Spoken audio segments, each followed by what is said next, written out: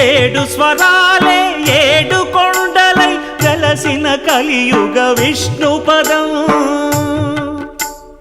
అన్నమయ్య జననం ఇది అన్నమయ్య జననం ఇది అన్నమయ్య జననం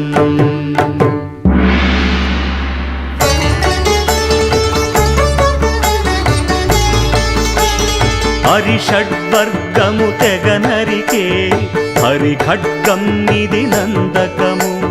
బ్రహ్మలోకమున బ్రహ్మా భారతి నాదాశీసులు పొందినదై శివలోకమున చిద్విలాసమున ఘమరుధ్వనిలో గమకితమై